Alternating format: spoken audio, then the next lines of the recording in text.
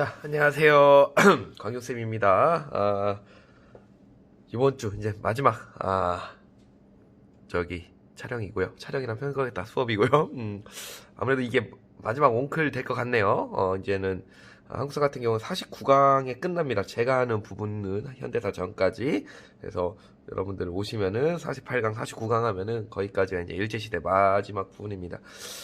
이게 마지막 수업이네요. 어떻게 온클로 따지면은 뭐 코로나가 더 심각해지지 않은 이상 여러분들이 또 2학년 우리가 이제 먼저 오겠죠. 그러니까 와서 이제 여러분들이 이제 제 수업 들으시면 되겠고, 하여튼 아유 고생 많으셨습니다. 또 이 부분 1학기, 2학기까지 한국사는 다 이게 또 많은 부분 여러분들 수업했던 것 같고요. 그래도 온클이 있어서 제가 5단원까지 할 수 있었던 것 같아요. 만약에 없었으면 못 가르쳤을 것 같아요. 여기까지. 하여튼 쉬운 부분 아니고요. 항상 열심히 하신 여러분들 응원합니다. 요번 강은 근데 가장 또 한국사에서 내용 많은 부분 중에 하나, 여러분들 이쪽 부분이 예전에도 한국 근현대사 했을 때 학생들이 한국 근현대사 하다가 이 부분 어렵다. 근데 어렵다는 것보다는 그 조직 이름이 비슷합니다. 단체 이름이 비슷하고 그래갖고 좀 이걸 해야 되나 뭐 이런 생각이 드는데, 또 다음 아마 48강도 약간 이제 30년대 그 단체 이름이 비슷해요. 비슷해갖고 약간 좀 여러분들이 좀 공부하시는데 또 단순한 암기니까 세 가지예요. 한국 근현대사에서 단순 암기할 게 저번에 10년대 얘기했던 서간도, 그다음에 북간도, 연해주에 있는 조직들 있죠. 어느 단체, 뭐 학교는 어디에 있고, 뭐 후원 단체는 어디 있고, 군대는 무엇이다. 요거 하나랑 여기에요. 지금 두 번째 위기. 한국사 공부했을 때 그 두 번째 그 위기. 그러니까 이게 그 모의고사나 수능에는 이렇게 어려운 거 안 나오죠. 안 나오는데 예전에 한국사 능력검정 준비하신 분들은 암기하셔야 됩니다. 이 부분 암기하셔야 되고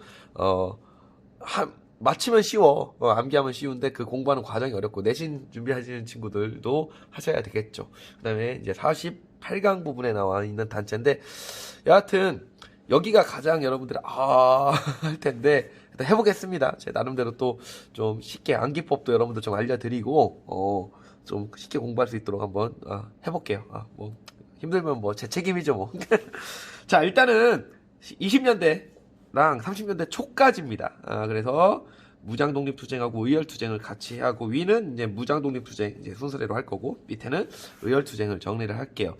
1919년도 이제 3.1운동이 있고 나서 3.1운동의 결과 우리가 저번 시간에 얘기했듯이 무장투쟁도 활성화됩니다. 그래서 3.1운동을 어떻게 보면 실패한 거죠. 어떻게 보면 성공보다는 이게, 그래서 무장 독립 투쟁을 해야 된다는 필요성이 생기게 되는 겁니다. 그래서 무장 독립 투쟁을 뭐 조직적으로 해야 된다는 필요성이 생기게 됐고, 그래서 서간도와 북간도, 그러니까 만주와 그다음에 연해주에 사람들이 이동을 하게 되고, 특히 이 만주 지역에 그 많은 그 군대들이 또 생기게 됩니다. 그래서 서간도 지역에서는 서로군정서 기억나시죠? 그래서 신흥 무관학교 출신 인물들이 중심이 돼서 서로군정서들이 만들어지게 되고, 그 다음에 북간도 지역은 대표적으로는 뭐 대한독립군, 그래서 홍범도, 그 다음에 북로군정서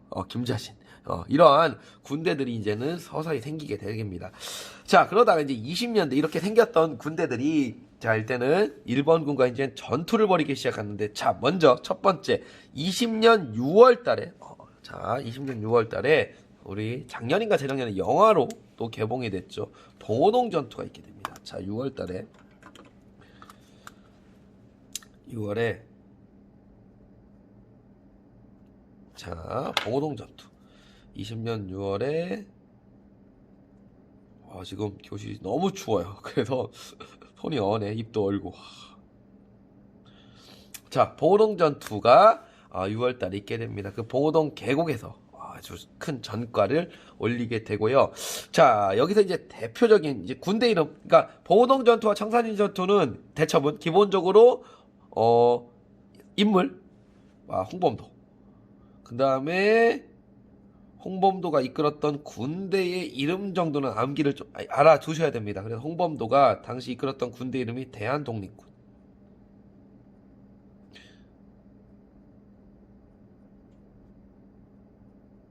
자, 홍범도의 대한독립군 조직이 크게 주도를 해갖고 자 봉오동전투 6월 7일 날 큰 정가를 올리게 됩니다. 근데 이게 홍범도 혼자 한 건 아니죠. 그래서 안무라는 사람이 국민해군이라는 군대 플러스 최진동이 군무도독부군이라는 군대가 함께 해서 승리를 거뒀던 게 봉오동전투인데 그래서 홍범도의 대한독립군 정도만 좀 기억하시면 좋을 것 같아요.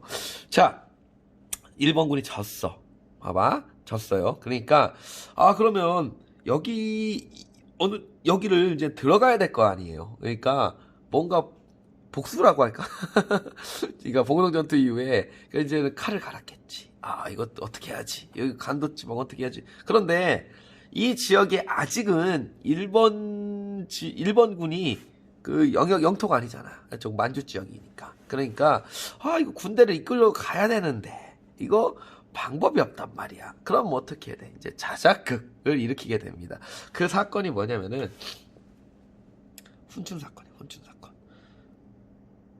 그 사건이 훈춘 사건이라고 해서 자 요게 10월 달이에요. 10월 달. 그러니까 10월 달에 일본 애들이 이제 자작극을 해갖고 만주 이 지역에 일본군을 투입해야 될 거야. 왜냐면 서간도 북간도에 아까 한일운동 이후부터 우리 많은 독립군들이 활약을 하고 있기 때문에 자 가야 된단 말이야. 그래서 여기 이 지역에는 무엇이 있었냐면 여러분 예전에 이것도 몇십 년 한 20년 된 것 같다.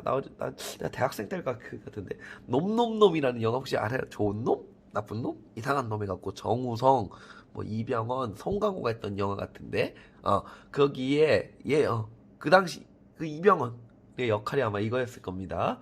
여기 바다에는 해적이 있고 산에는 산적이 있고 만주 지역은 뭐가 있을까? 말 타고 다니는 마적이 있어요. 그래서 이 중국 마적들을 애들이 매수를 해요. 매수를 해갖고 야 마적아 니들 여기에 그 당시 이 만주 지역 일본의 영사관이 있었거든요. 이 여기를 공격해달라고 부탁을 합니다. 그래서 매수한 거지. 그러니까 돈 주고 우리 영사관 공격해줘 이거야. 그래서 결국은 공격을 해요 마적들이. 그리고 이 영사관이 공격당했으니까 우리가 보호해야겠다 해갖고 이 보호구실로 훈춘 사건을 조작해서 만주 지역으로 일본군 군대가 대거 이동을 합니다. 그 용산에 있었던 일본 군대가 샥 이동을 해서 자 이렇게 온 그 일본 군대를 격퇴했던 게 훈춘 사건. 이게 다 10월이에요. 이게 청산리 대첩이야. 이게 청산리 대첩. 손이 얼어서 글씨가 여러분 내 나름대로 못 쓰는 거 같네. 여러분들 입장에 똑같을 것 같은데 제 글씨가 청산리 대첩입니다. 그래서 이거 10월 달에 이 당시 그 주축 세력은 자 북로군 정서. 근데 이게 홍범도도 이때 와요. 홍범도도 청산리 대첩에 옵니다. 전투에 오고요. 기본적으로 김자진이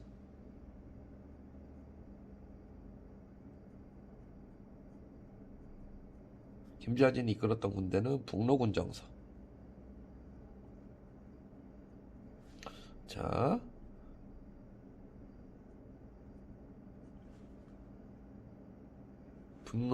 김자진의 북로군 정서. 그 다음에 플러스 알파로 잠시만요. 자 다시 할게요. 잠깐. 그래서 그러니까 청산리 대첩이 김자진의 북로군 정서 군대가 주축이 됐고 이 홍범도의 대한독립군도 여기로 옵니다. 와서 함께 싸우게 되고 이게 봉오동은 전투고 청산리는 대첩입니다. 이게 또 용어의 좀 차이가 뭐냐면은 청산리 전투는 이 전투가 있는 게 아니고 이 안에 여러 가지 전투가 합쳐져 있어요. 그래서 그냥 일단 써드릴게. 그래서 최초로 이게 일주일 정도 싸우는 건데 자 백운평 전투를 시작으로 해갖고 뭐 왈룬구 전투, 뭐 청수평 전투, 어랑촌 전투 이런 전투들이 한 5, 6차례 전투가 그 일주일 사이에 달기 이렇게 계속 붙었던 전투입니다. 그래서 10월 21일부터 시작해서 아마 10월 26일까지 끝냈던 전투가 바로 이 청산리 대첩이 되겠습니다. 자, 그러니까 이거는 당시 우리 임시정부 기록에 따지면은 우리 군대 사상자는 거의 뭐 100명 미만이고 일본군은 거의 뭐 1000명 이상이 죽을 정도로 상당히 큰 전과를 올렸던 전투가 되겠습니다. 그리고 그러니까 우리가 맞싸움을 하면 이길 수가 없어요. 당연히 전력 차이가 워낙 크기 때문에. 그래서 거의 게릴라 전투나 당시 또 이 간도 지역에 많이 또 우리 우리 조선인들이 살고 있었기 때문에 그들이 또 이렇게 일본인들 정보를 약간 교란시키는 이런 것도 없지 않아 있었습니다. 그래서 당시 이 지역의 특수성, 그러니까 안개가 자욱하게 끼고 뭐 이러한 것들을 잘 이용을 해갖고 승리를 거뒀던 전투가 청산리 대첩이 되겠습니다. 자, 김자진의 북로군정서뿐만 아니라 다른 군대도 함께 들어가서 승리를 얻고 우리 독립 무장투쟁사에서 최대의 승리를 전가를 이뤘던 게 요 청산리 대첩이 되겠습니다. 되셨죠? 하여튼 청산리 대첩은 청산리 전투는 없습니다. 없고 하여튼 여러 가지 백운평, 뭐 청수평, 뭐 어랑촌 이런 것들이 합쳐서 청산리 대첩이라고 부른다는 거 다시 한번 얘기를 드리고겠습니다. 자, 이러니까 완전히 진짜 일본 입장에서는 진짜 크게 왔겠지, 쇼크가. 그러니까 야, 이거 진짜 안 되겠다. 그래서 이 봉오동 전투와 연이은 청산리 대첩에 패배한 일본이 보복을 하기 위해서 자, 바로 대규모 또 군대를 데리고 가갖고 자, 이 지역을 완전히 또 쑥대밭을 만듭니다. 예전에 1909년도 남한 대토벌 작전처럼 수많은 이 당시에 이 간도 지역에 대거 군인들을 보내고 완전 쑥대밭을 만들게 됩니다. 그러니까 그거를 바로 우리가 뭐라고 하냐면은 간도참변이라고. 자, 간도참변. 근데 이게 뭐 단시간에 했던 게 아니고 몇 달에 걸쳐서 완전 색출 작업을 하는 거야. 자, 그래서 이 간도참변 혹은 경신참변이라고 해요. 1920년이 경신년이기 때문에 그래서 요 간도참변을 시작을 하게 됩니다. 그러니까 당연히 이 독립군들은 이 간도 지역에 있을 수 있겠어, 없겠어? 없게 되고 대거 이 간도 지역을 벗어나게 됩니다. 여기까지가 10월 달이야. 자, 여기까지가 10월 달에 있었던 거고, 그 다음에 간도참변 같은 경우는 그 다음 해까지 넘어가니까 얼마나 완전히 쑥대밭을 만들어 버렸던 거죠. 만들었던 거고. 자, 이러니까 독립군들이 이제는 이 간도 지역에 있을 수가 없게 되고, 자, 탈출하게 됩니다. 그리고 나서 자, 어디로 가냐면은 북만주 쪽 아예 북쪽으로 올라가게 돼요. 그래서 북만주의 밀산부 한흥동이라는 지역, 밀산부라는 지역으로 이동을 하게 됩니다. 간도참변이 일어나고 북만주의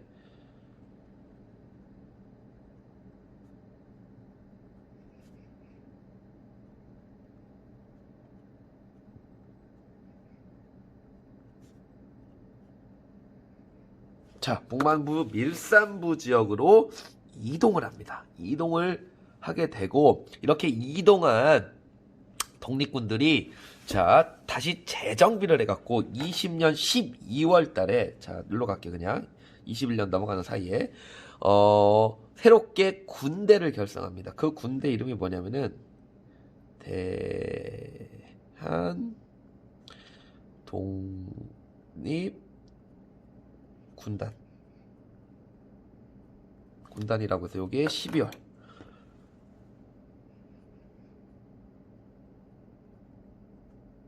자, 12월 달에 대한독립군단을 만들게 됩니다. 그래서 총재가 어느 사람이냐면은 서일입니다. 서일이라는 사람이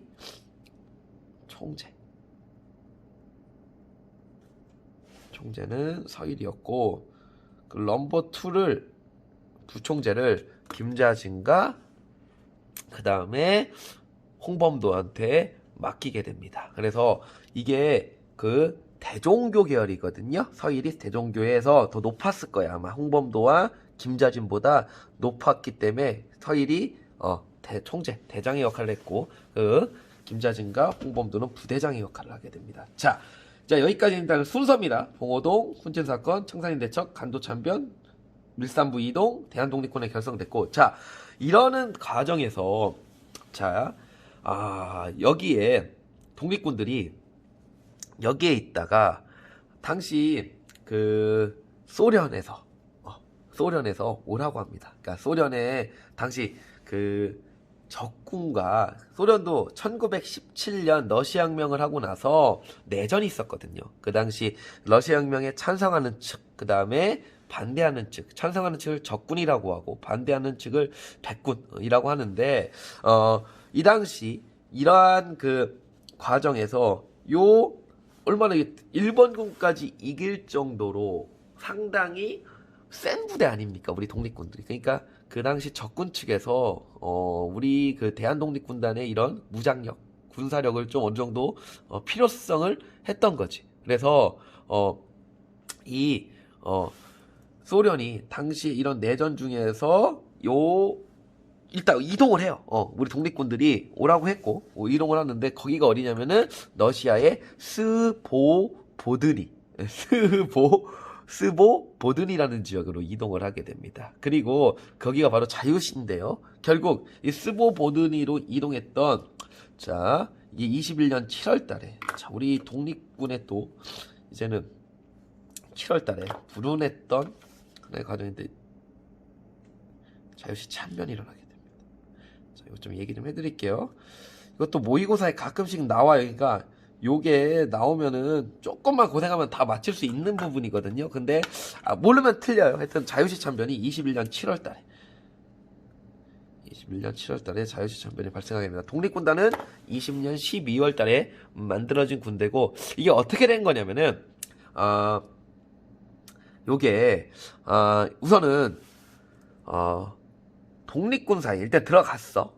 일단은 지휘권 분쟁이 있게 됩니까? 독립군 내에서도 사회주의자와 민족주의자가 이념은 다를 수가 있잖아. 우리도 지금 다르잖아. 솔직히 이렇게 있어도 다르잔데 이 정치적 성향이 다른 거지. 그러다가 지휘권 분쟁이 좀 발생을 하게 됩니다. 그러다가 러시아 적색군이 뭘 또 요구를 했었냐면은 야 니네 그러니까 우리가 무장을 해제하고 들어가자는 거야.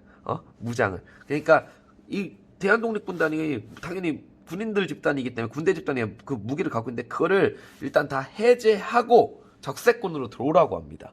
자, 근데 요것이 그 내에서도 이제는 말이 있겠죠. 아니 우리가 왜 쟤들을 뭘 믿고 이제 민족주의자 계열이 그렇겠죠. 쟤들을 뭘 믿고 무장을 해제하다가 잘못하면 쟤들이 배신 때리면 어떻게 해야 된다는 거냐. 무장 해제에 반대하는 애들이 생기게 되는 거고. 아니 그래도 우리가 여기 지금 러시아령으로 왔기 때문에 소련령으로 왔기 때문에 자유시로 왔기 때문에 야 그래도 쟤를 믿고 따라야 되지 않겠냐. 약간 사회주의 노선자들이 있겠죠. 세겠죠. 그래서 결국은 이 둘 사이에 독립군 세력 내에서도 분열이 생기게 되고 또 이제 적색군들이 또 무장 해제하지 않는 독립군들을 이제는 공격을 하게 됩니다. 요것이 자유시 참변입니다. 그래서 이 사건을 계기로 독립군 내부의 분열, 적색군의 배신 등으로 완전히 이제 독립군은 와해되게 됩니다. 자, 여기까지가 이제 1단계입니다. 승리로부터 출발해서 이제는 우리의 분열까지 이뤄지는 20년대 1년 사이 이런 일이 다 발생한 겁니다. 20년 6월부터 20년 7월까지 이러한 일들이 있었다. 순서입니다. 자, 이렇게 됐고 1단계가 끝났고 이렇게 이제는 와해됐던 이 자유시 아까 하나 이렇게 잠깐 스톱을 했던 게 청산인대첩 했을 때 이제 이게 박 선생님이 잠깐 또 우리 반 들어오셔갖고 수험표를 붙여갖고 그래도 붙여주시네 우리 반 거. 그래서 잠깐 스톱을 했고 다시 들어갈게요. 이러는 다시 이제 23년이 돼서 다시 이제 우리 독립군들이 이제는 뭉쳐지는 계기가 좀 시작되게 됩니다. 그래서 이렇게 와해됐던 이런 세력들이 다시 우리끼리 다시 만주 지역, 간도 지역을 중심으로 한번 우리 군정부 같은 거를 만들어서 해보자라는 이제 논의가 생기기 시작을 하게 됩니다. 자, 그래서 이거를 삼부라고 하는데, 그러니까 그 전부터 22년부터 이거 그냥 어려운 내용인데 대한통일부라고 하는 것이 조직돼서 어느 정도 김동삼이라는 사람 전혀 교과서에 나오지 않은 사람이 몰라도 돼. 이라는 사람이 이제 주축에 어느 정도 이제 주축도를 놓았고, 그러다 23년부터 자 삼부라고 해서 자 세 부가 삼부가 결성됩니다.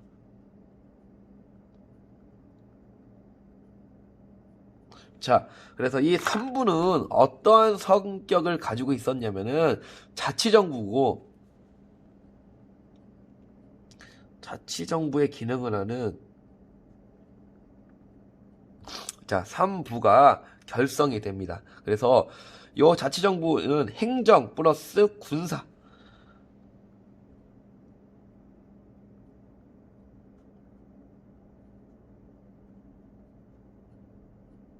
자, 행정 플러스 군사적인 기능을 가지고 있었던 거고, 그래서 민정기관, 행정은, 그 다음에 군사는 정치기관이라서 만주 지역에 세 가지 부가 결성이 됩니다. 그게 뭐냐면은 참의부, 정의부, 신민부야. 참정신으로 제가 암기합니다. 그래서 자, 이렇게 그냥 할게요. 이게 가장 남쪽에는 기도는 그리지 않고 이렇게 할게. 이걸로 할까? 가장 남쪽에는 참입,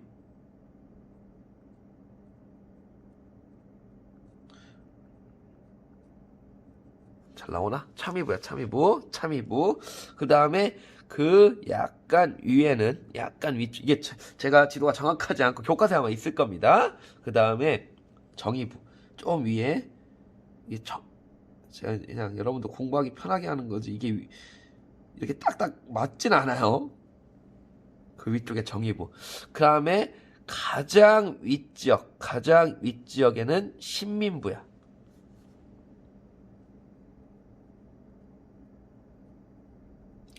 신민부고, 남쪽부터, 자, 앞글자 짜서 참정신, 참의부, 정의부, 신민부, 이렇게 3부가 만주 지역에 결성되게 됩니다. 그래서 특히 이 참의부 같은 경우는 이게 1923년, 그 다음에 이게 24년, 이게 25년인데, 자, 요게는 약간 또 조금 더 보셔야 돼.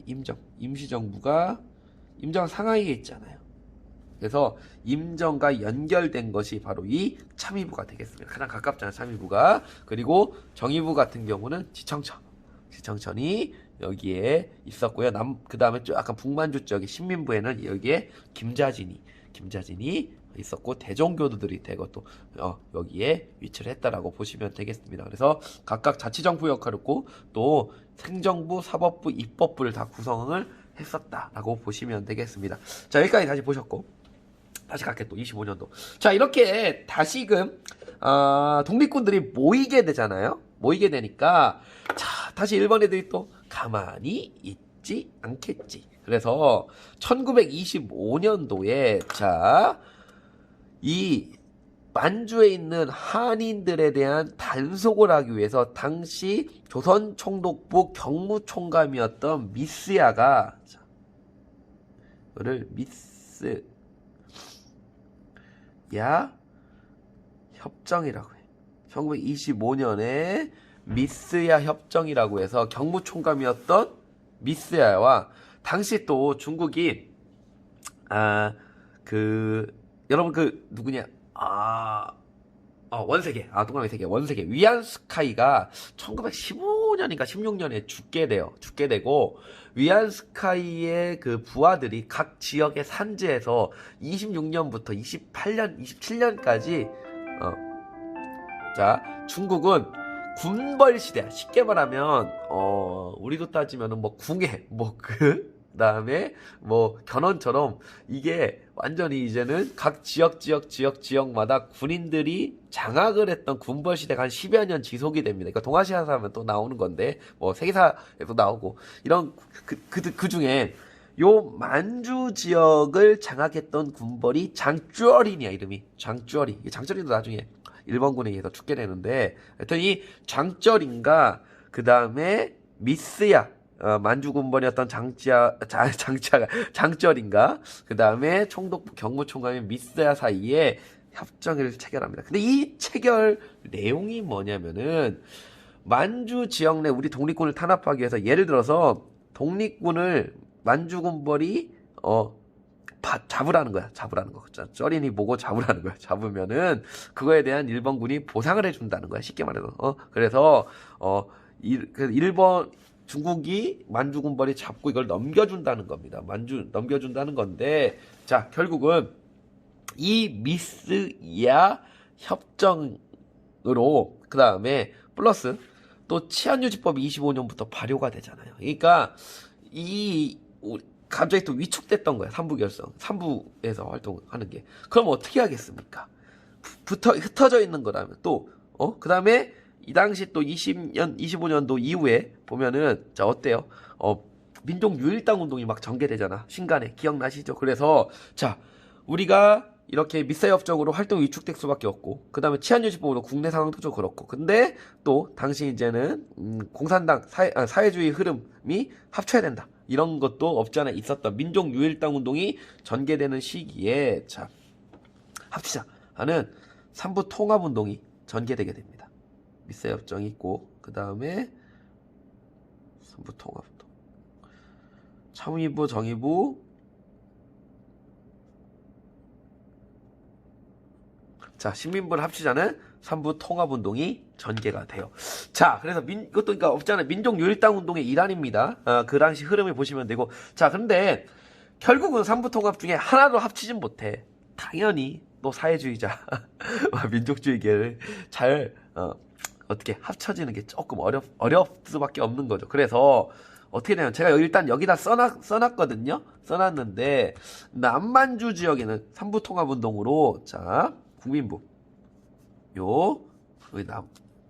이렇게 할게 그냥 다시 였다 쓸게. 삼부 통합 운동으로 자 두 가지 남만주 지역에는 그냥 일단 쓰고 다시 옆에 지도로 갈게요. 남만주 지역과 북만주 지역에 결국 2부가 생기게 되는 거야. 그래서 남만주 지역에는 약간 사회주의자 계열들이 중심이 돼갖고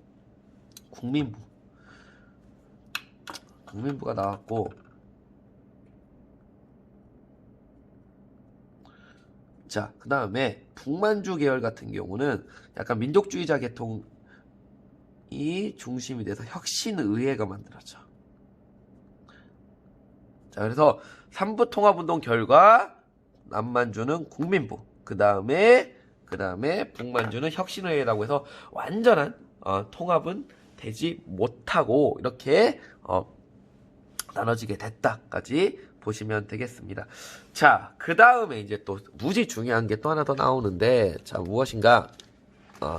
자, 이러다가 이렇게 28년하고 아마 29년일 겁니다. 그러다가 한중연합작전이라는 게 이루어지게 되는데, 제가 289페이지 지도 한번 보시라고. 자, 요게 동아시아사 할 때도 무지 중요하고요. 그 다음에 요 지도입니다. 이 지도 한번 보시면서 하시면 되는데 그러면 왜 한중연합작전이 일어났을까? 자 바로 1931년에 자 일본 애들이 자 만주사변을 일으킵니다.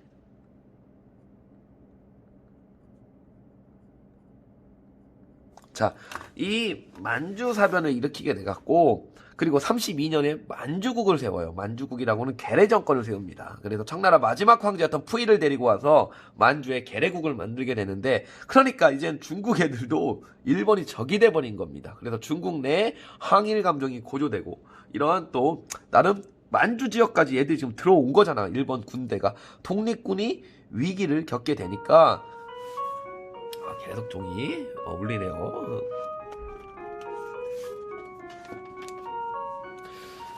자, 시작할게. 그래서 결국은 얘들가 이제는 중국과 연합을 해갖고 이제는 일본군을 물리칠 수밖에 없는 상황이 도래를 하게 된 겁니다. 만주 지역에서. 그래서 자, 요 세 국민부, 독립항일연군, 혁신의회가 이제 중국인과 연합해갖고 일본군과 대결을 하게 됩니다. 자, 그럼 이게 중요한 건데.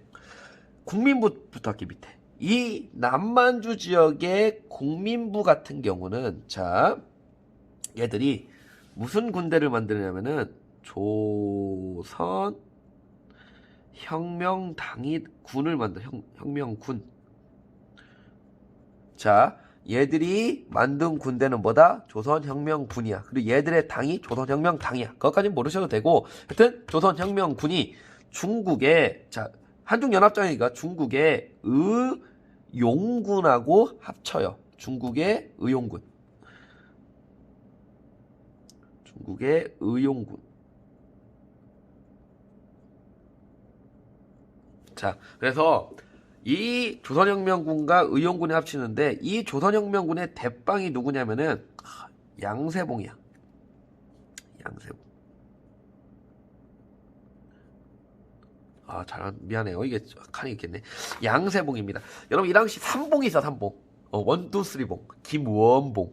그 다음에 김두봉. 그 다음에 양세봉. 원두세봉인데 다 사회주의자입니다. 일단 원두세봉인데 양세봉. 양세봉이고 양세봉이 조선혁명군의 리더입니다. 자, 그래서 중국 의용군과 합쳐서 승리했던 전투가 영릉가. 자, 아까 289쪽 지도에 잘 나와 있습니다. 흥경성 전투. 영릉과 흥경성 전투에서 승리를 거둡니다. 자, 제가 이따 다시 안기법 알려드릴게요. 다음에 혁신의회인데 혁신의회에서는 한국 독립군. 자, 그리고 여기 당이 한국 독립당이고 여기에 대빵이 지청천. 이제 지청천이 많이 나올 거예요. 자, 지청천이 되겠고 얘들은 누구랑 하냐면 중국의 호로군이라고 해서 호로군. 호로군. 중국의 호로군과 함께 연합작전을 하게 됩니다. 그래서 얘들이 이겼던 가장 대표적인 전투가 쌍성보 전투야. 그 다음에 대전자령 전투야. 대전자령. 대전시 할 때 대전입니다. 그래서 저는 예전에 공부할 때 요거 혁신의회만 암기했어요. 어차피 나와봤자 이거 객관식이니까 그 당시 뭐 어차피 수능 공부했을 때나 항상 능력검정 공부했을 때나 그래서 독호로 쌍대, 독호로 쌍대, 독호로 쌍대. 오케이? 독립군, 호로군, 쌍성부, 대전자령 전투 이렇게 해서 독호로 쌍대, 독호로 쌍대, 독호로 쌍대, 독호로 쌍대. ASMR 독호로 쌍대 이렇게 해서 공부를 했습니다. 자, 그래서 도코로 쌍대, 도코로 쌍대 이게 여기고 국민부 같은 경우는 조선혁명군 의용 이건 암기법이 없네. 그래서 영릉과 흥경성 전투로 승리를 거뒀고 여러분들 지도에 잘 나와 있으니까 289쪽 지도를 참고하셔서 보시면 되겠습니다. 오케이? 자, 그래서 어떻게 없나? 이렇게 보시면 될 거예요. 자, 그 다음에 이제는 동북항일연군으로 갈게요. 동북항일연군인데 그리고 자 하나 더 얘기할게요. 그리고 나서 그냥 이거랑 국민부와 혁신은행 30년대 초반이고요. 동북항일연군 시작은 결성은 36년에 약간 이게 시기 차이는 있어. 시기 차이는 있는데 결국은 이 혁신의 지청전 계열은 어차피 만주국이 들어서고 나서 결국은 그 이후에 33년 전투를 끝으로 중국 관내로 이룬 겁니다. 중국 관내는 만리장성 이남 지역이고 양세봉 같은 경우는 전투하다가 전사를 하게 됩니다. 그래서 양세봉은 이게 마지막이에요. 자, 동북항일연군으로 갑시다. 자, 요거는 우선은 그 1933년에 동북인민혁명군이라고 해서 공산주의 계열의 우리 한국인과 중국 공산당 유격대가 33년도에 이 지역에서 조직이 됐다가 이것이 36년에 동북항일 연군이라는 군대로 개편이 됩니다. 그래서 동북항일 연군이 한중 연합작전을 하게 되고요. 자, 그러다가 이게 오로지 이제 중국인들은 나가고요. 조선인들로만 구성돼 갖고 자, 조국 광복해. 계라는 것이 1936년도에 조직이 됩니다. 그러니까 이건 한중연합작전 아니야. 조국강복. 그러니까 동북항일연군 한중연합작전인데 조국강복회는 한중연합작전이 아니고 이 조국강복회가 36년에 조직돼서 얘들이 국내 침투 작전을 해. 37년대 그 전투가 보천포 전투.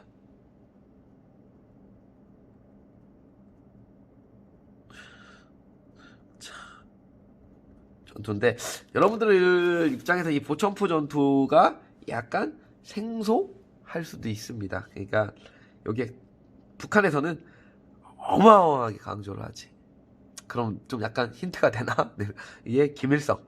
이 김일성이 했다고 하고 김일성이 그래서 그 북한에서는 이게 거의 뭐 우리로 청산대첩 뭐 봉오동 전투만큼 상당하게 북한 빨간 글씨 쓰겠지. 근데 우리는 약간 요거에 대해서 조금 이게 강조성이 떨어지긴 합니다. 하여튼 김일성이 주도한 건데, 그러니까 이게 여러 가지 이야기들이 있습니다. 과연 이 보천포 전투에 하겠던 김일성이 우리가 아는 김일성이 맞냐? 뭐 가짜 김일성설도 있고, 여하튼 요 부대가 보천포 전투에서 승리를 했던 게 조국 강복회입니다. 그러니까 우리 교과서에 김일성이라는 이름이 그래서 없는데 하여튼 요 전투가 조국 강복회가 하게 됩니다.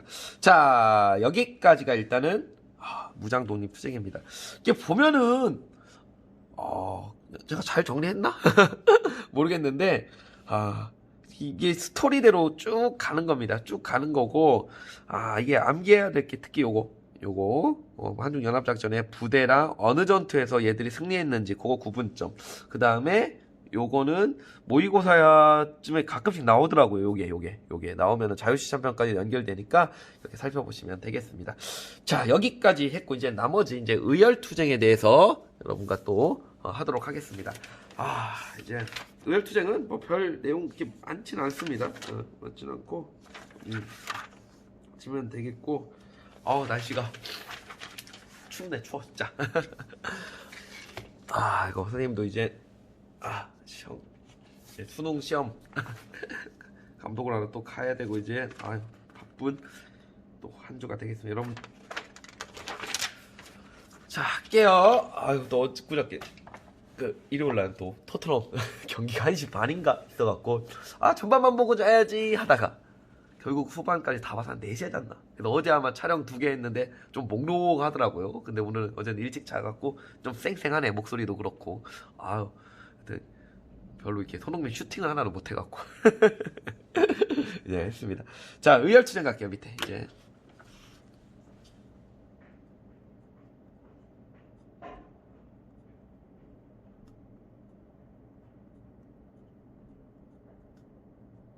자, 의열투쟁인데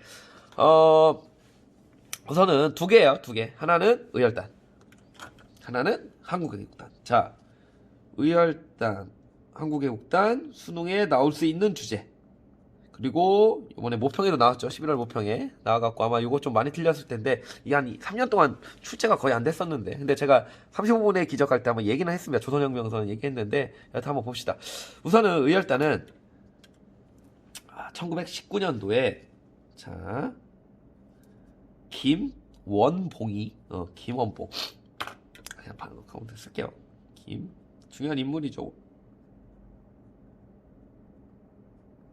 자, 그래서 이 김원봉이 만주에서 조직합니다.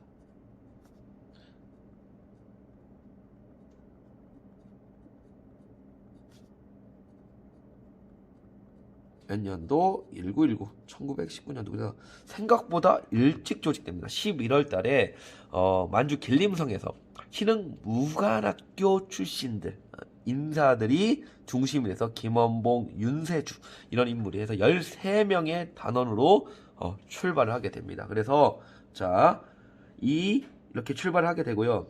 자, 활동 지침으로서 이게 또 중요한 건데 단재 신채호가 조선 혁명선 신채호가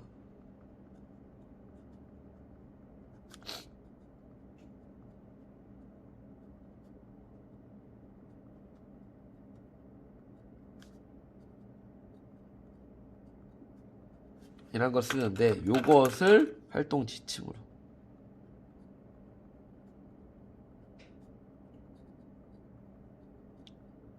지침으로 삼아서 바로 요 의열단의 하나의 그 활동 그 뭐랄까 개명이라고 생각해서 바로 하게 됩니다. 이게 언제 정해지냐면 23년도에 하는데 김원봉이 찾아가죠. 네, 베이징에 있는 단지한테 찾아가갖고 우리가 이런 의열단 조직을 어떻게 활동을 해야 되는지에 대한 하나의 지침서를 달라 해갖고 단제가 써주게 됩니다. 단제는 아까 23년도에 당시에 23년도에만 국민대표회의 열렸던 데잖아. 그 당시 창조파였지. 그러니까 당시에 외교 독립론이나 그 다음에 뭐 자치론, 그냥 이제 이광수를 비롯한 이런 것들, 이런 것들을 강렬하게 비판을 하게 되고, 자, 뭘 얘기하냐면 민중이 직접 혁명해야 된다. 이게 자, 민중의 직접 혁명을 이야기를 하게 되는 겁니다. 그러니까 쉽게 말해서 이렇게 하자는 거야. 기관 일제가 우리를 지금 통치하는 그런 식민지를 통치하는 그 주요 기관들, 뭐 조선총독부, 경찰서 이런 것들을 파괴하고 주요 요인들을 암살하자 이런 겁니다. 이게 무정부주의, 아나키스트의 영향을 받아서 얘기를 하고, 그리고 민중이라는 거는 그 무리잖아. 백성들 무리인데, 그러니까 이 자치론자 7.18을 제외한 모든 사람들이 일제히 일어나서 이런 활동을 한다면 우리는 성공할 수 있다는 게 단제가 얘기했던 겁니다. 그래서 자, 민중은 우리의 혁명의 대본영이다. 폭력은 우리 혁명의 유일한 무기이다 해갖고 요인 암살이나 뭐 기관 파괴 이렇게 해서 민중적 국가를 마련해야 된다라는 게 이 단제가 얘기했던 민중의 직접 혁명의 요체가 됩니다. 그래서 23년 때 이런 것들이 되고, 근데 그 전부터 활동을 합니다. 이런 활동을 하는데, 자, 그러면 교과서 나와 있는 주요 이런 활동 사례를 좀 보도록 할게요. 자, 그래서 일단은 저기 요 밑에다가 주요 활동을 정리를 할게요. 먼저 20년 9월 달에 박재혁이라는 분이 계셔요. 박재혁. 이분이 부산경찰서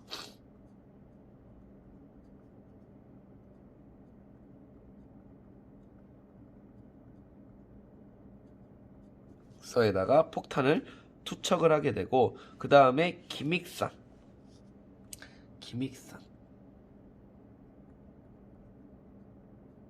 이라는 분은 21년도에 조선 총독부, 아마 요게 모태가 돼갖고 저 영화 밀정이 하면 밀정인가 하여튼 요 김익상 의사가 했던 이 건물을 하여튼 던지고요. 다음에 김상옥이라는 분이 계십니다.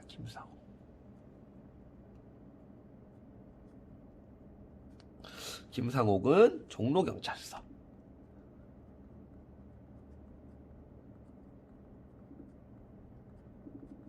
자, 여기다가 하게 되고요.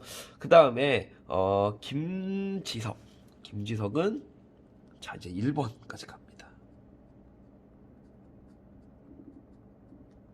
자, 일왕의 궁성을 또 그 도쿄의 궁성에 그 지역 거기를 가갖고 이중교 도쿄 궁성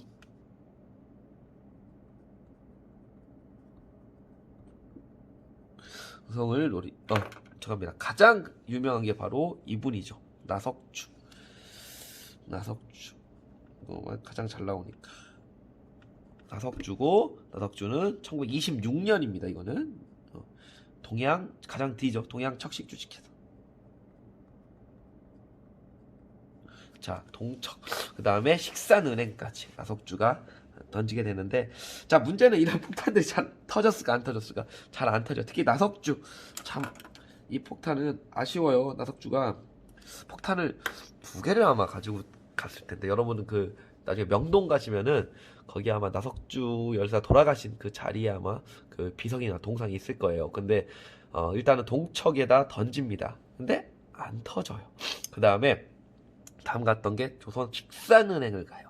조선 식산은행에 폭탄을 던지는데 또 안 터져요. 그래서 결국은 이제 도망가시다가 일본 잡으러 왔겠죠. 그런데 결국은 순국하십니다. 총을 아마 총을 쏴고 이렇게 돌아가시는데, 하여튼 요런 분들, 이게 다 의열단 가장 유명한 게 나석주 열사의 이런 또 의거가 가장 우리 의열단에서 유명하게 됩니다. 자, 결국은 이런 개별적인 의거에 김원봉은 한계를 느끼게 되는 거야. 결국 이게 무슨 소용이 있겠냐라는 거지. 그래서 자, 개별 의거에 미안. 어이구야. 밑으로 내려갔네. 자, 개별 의거에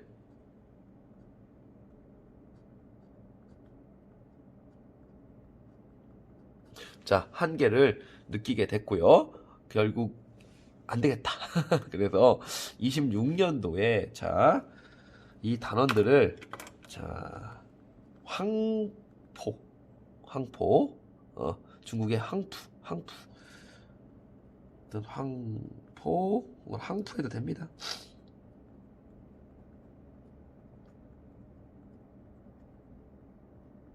황포 군관학교에 단원들을 입학시켜서 나석주 의거하신 그 26년 그 이후에 황포 군관학교에 단원들을 입교시키게 됩니다. 그래서 이제 개별적으로 하면 안 되겠다. 군대를 만들어서 좀 이렇게 투쟁을 해야겠다. 이렇게 이제 노선이 바뀌게 돼서 의열투쟁은 끝나게 된다라고 보시면 되겠습니다. 자, 됐고요. 그리고 여기까지가 의열단이고 이제 다음입니다. 다음 의열투쟁은 한인애국단이야. 자, 여기다 할게요.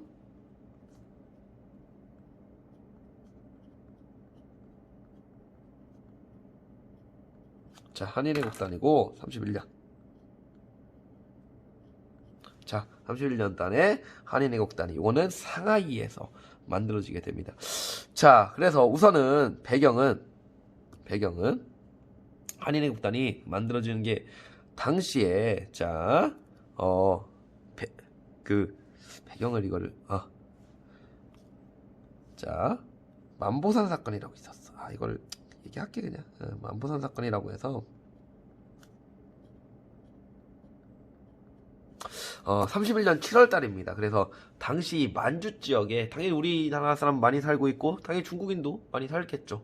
근데 이게 아마 그 농사를 지르는 과정에서 그 물을 이렇게 갖고 가는 과정에서 중국인과 우리 사이에 약간 그 살인 사건이 아마 일어났을 겁니다. 근데 그거를 일본 애들이 그 당시 만주 사변을 일으키기 전에 만주 지역의 조선인과 중국인들 사이에 서로의 배타적인 감정을 조금 도발시키기 위해 갖고 요 만보산 사건을 어느 정도 약간 조작을 한다고, 좀 약간 크게 뻥튀기를 한다고 보시면 될 것 같아요.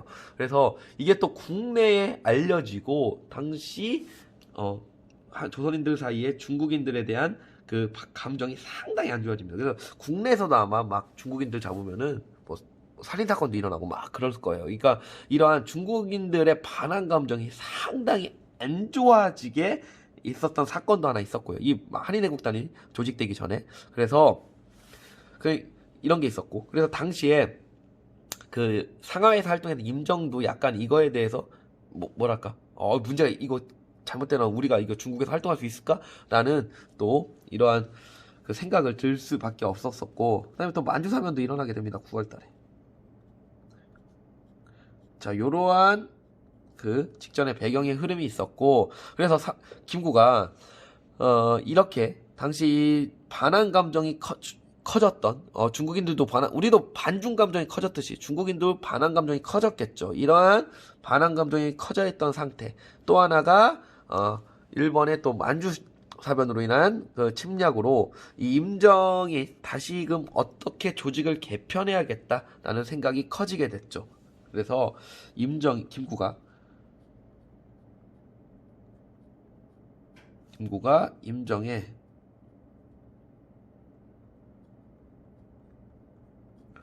침체를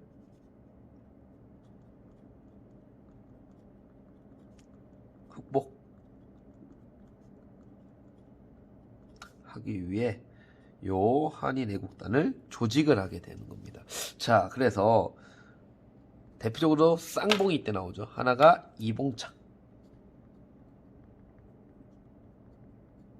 자, 이봉창이 나오는데, 이봉창은, 자, 32년 1월 달입니다. 1월 달에, 자, 이 사람은 도쿄로 가서, 당시 일왕이었던 히로히토를, 노립니다. 그래서, 자, 폭살 시도를 하게 되는데, 이봉창에서 일왕 마차에, 자, 폭탄을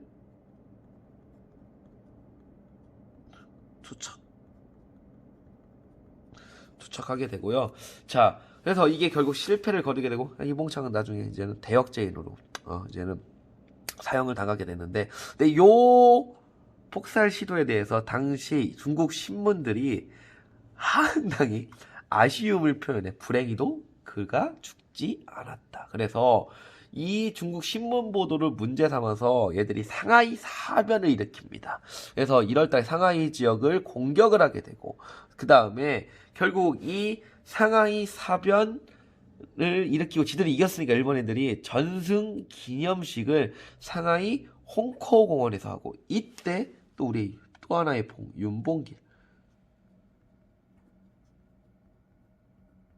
윤봉길이 상하이 사변을 일으키게 됩니다. 상하이 사변 그 축하 기념식이 열렸던 홍커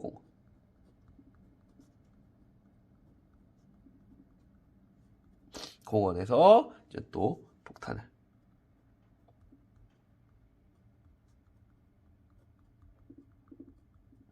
투척을 하게 됩니다. 둘 다 있었던 건 32년 1월 4월입니다. 32년도에 폭탄을 투척을 하게 됩니다. 자, 이것은 자 결국은 요거는 이러한 두 분의 의거, 특히 윤봉길의 의거는 당시 중국 국민당이 국민당 정부가 만보산 사건으로 반항 감정이 커졌던 중국인들의 그 마음을 누그러뜨리고, 그 다음에 국민당 정부가 임정을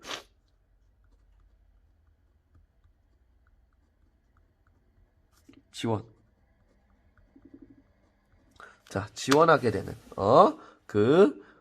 계기로서 되게 되고요. 그래서 중국 내에 우리 민족의 무장 독립을 또 허용을 하게 됩니다. 나중 되면. 그래서 한국 광복군도 이러한 배경에서 나올 수 있게 됐고요. 하지만 또 일본 애들이 이제 임정에 대한 감시나 이런 것들이 이제 되고, 이제는 상하이를 떠나서 이제는 이동할 수밖에 없는 하나의 또 상황도 이 일거가 계기가 된다고 보시면 되겠습니다. 아이고, 하여튼 이게 길어졌는데 제가 사진 하나만 좀 얘기를 하려고 해요. 제가 가장 좋아하는 사진 중에 또 하나입니다. 이거 바로 이 사진 보이시나? 이봉창. 이거 윤봉길이에요. 윤봉길. 이 사진은 진짜 김구랑 찍은 거고, 요 사진도 여러분들 그래도 많이 봤는데, 요게 여러 교과서 여기 지금 설명도 나오고 있는데, 이게 예전에는 이게 진짜 찍은 거라고 봤는데 이게 아니라고 요즘에는 합니다. 이게 그러니까 그냥 이렇게 다 그림이래요. 이게 그림이고, 이 웃고 있는 사진 같은 경우는 이게 다른 사진을 찍어갖고, 이봉창의 사진을 찍어갖고 얼굴만 붙인 거야. 그러니까 밑에 다 그림이어갖고 합성 사진으로 지금은 알려져 있습니다. 전에는 이게 진짜 찍은 걸로 생각했는데 이건 진짜 찍은 거겠죠. 윤봉길은 찍은 건데, 이거는 근데 이렇게 하여튼 환하게 있는 이봉창 세상에 또 얼굴이 되겠습니다. 자, 하여튼 어려운 부분 했습니다. 그러니까 여기 위에 어려운 부분이고, 밑에는 이제 키워드별로 보시면 됩니다. 고생하셨고요. 그만할게요. 안녕.